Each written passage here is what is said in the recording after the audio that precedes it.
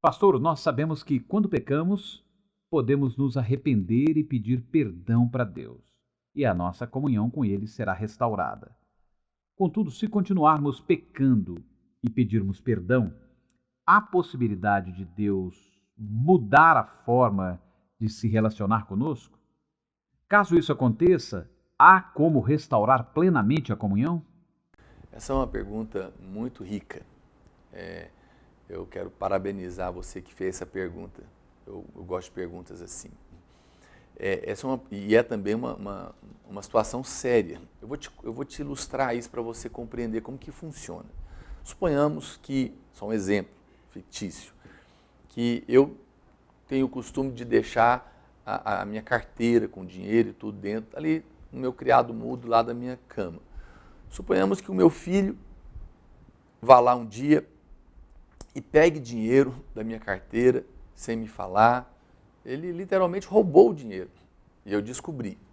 Então, eu procuro ele, exorto e ele se arrepende, pede perdão e eu perdoo. Está perdoado, nossa comunhão está tudo ok. Ele diz que não vai fazer mais. Mas, passado um tempo, ele repete. Ele vai lá na minha carteira, pega dinheiro de novo. Ele peca, ele comete o mesmo pecado. Eu vou lá, exorto ele arrepende, eu perdoo, nossa comunhão está ok. Mas ele diz que não vai fazer mais. Mas pela terceira vez, ele repete a mesma coisa. Eu devo perdoá-lo? Deus vai perdoar? Sim, lógico. Eu vou perdoar o meu filho. Né? Ele vai se arrepender. Só que aí, o que eu vou passar a fazer? Agora, eu não vou mais deixar a carteira lá em cima do criado mudo. Porque ele não tem conseguido romper aquilo. O que aconteceu aqui? Aconteceu uma coisa que nós chamamos de perdão governamental. Deus perdoou, mas mudou a maneira de se relacionar. E isso é muito grave, isso é muito ruim. Porque agora o meu filho perdeu o acesso a certas coisas minhas. Ou seja, o relacionamento está estabelecido, continuo sendo pai, continuo amando, mas ele não tem mais alguns acessos, não tem mais acesso a algumas coisas. Ou seja, a relação dele com o pai ficou limitada. Isso pode sim acontecer entre nós e Deus. Se você insiste num pecado, Deus sempre vai te perdoar, mas ele vai mudar a maneira de lidar com você. E você vai perder o acesso a certas coisas que você tinha antes em Deus e que você não vai ter mais. Bom, pastor, é possível isso ser restaurado? Acredito que sim, acredito que com o passar do tempo, as suas respostas para Deus forem sendo dadas. Acredito que o Senhor, na sua graça infinita, pode sim restaurar a posição que você tinha antes. Pastor, eu gosto de um irmão e por isso fico olhando o Facebook dele todos os dias. Eu sei que não está no tempo certo, mas faz mal eu ficar olhando o Facebook dele todos os dias? Olha, querida, não é uma questão de você ficar olhando no Facebook dele todo dia, mas a palavra de Deus diz que não desperte o amor até que chegue a hora. Se você fica ali alimentando aquela situação, em algum momento você vai acabar, mesmo sem conhecê-lo, né, alimentando coisas no seu coração, que amanhã ou depois pode produzir uma frustração, até porque você nem sabe se é realmente a pessoa de Deus para você. Então eu te recomendo a ser extremamente prático em relação às coisas do seu coração. Guarde o seu coração até o tempo certo, não fique perdendo o seu tempo ou se envolvendo com quem quer que seja, se não é hora ainda de você se relacionar. Eu costumo dizer uma frase, né, que eu ouvi de alguém: não sai para fazer compras se você não tem dinheiro. Pastor, Deus pode usar uma circunstância ruim para me fazer voltar a ter comunhão com o Espírito Santo depois de ter pecado? Essa é uma situação interessante, né? Deus não planeja o mal para ninguém, imagina. Deus é bom, mas o Senhor te ama. E se você é filho, Ele vai trazer você de volta. Ah, tenha certeza. Sabe essa história que você está acostumado a ouvir, se não vem pelo amor, vem pela dor? Não é só para quem não é crente, não. É para o crente desviado também, é para o filho que está se afastando. Às vezes é necessário um aperto, né? Às vezes é necessário um chacoalhão para o bem da pessoa, para ela poder voltar para a comunhão. Eu penso que é melhor ter um filho quebrado perto do que um filho rico longe. E às vezes o Senhor tem que tirar o carro, né, da criança, porque ainda é criança, não pode ter aquilo ainda, porque vai desviar o coração. Então, o Senhor, eu costumo dizer que é o seguinte: você se emburrou e trancou a porta da sua casa e Deus está do lado de fora querendo ter comunhão com você.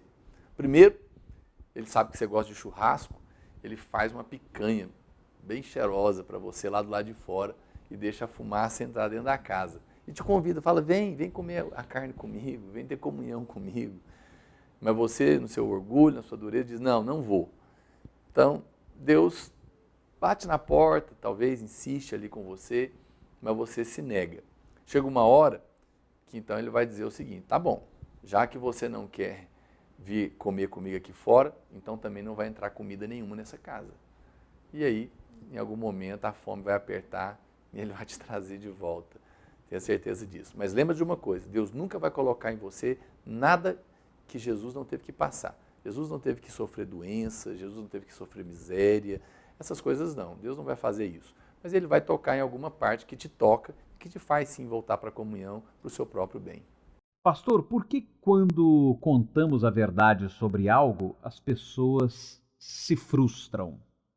É porque a verdade dói, meu querido, né? As pessoas não querem, às vezes, saber o que realmente é a verdade a respeito dela. Sabe, a palavra de Deus diz que na sua luz vemos a luz. Antes de Deus criar todas as coisas, a Bíblia fala lá no começo que havia trevas sobre a face do abismo. E a primeira coisa que Deus fez foi luz. A primeira coisa que tem que ter na vida de qualquer pessoa é luz, é verdade. Porque depois a vida vai existir. Né? Mas as pessoas não gostam porque a verdade nos confronta, a verdade dói, a verdade incomoda, a verdade às vezes expõe aquilo que está errado na nossa vida. Mas a Bíblia nos orienta que nós sempre devemos falar a verdade em amor uns aos outros. Mas faça com carinho, faça no lugar certo, da maneira adequada, no momento apropriado. Isso é cristianismo.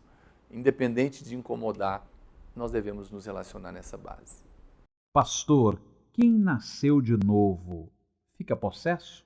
Essa é uma pergunta que os teólogos adoram debater, existem livros enormes a respeito disso. Eu quero te falar duas coisas. Primeiro, a Bíblia fala para você não dar lugar ao diabo, não deis lugar ao diabo.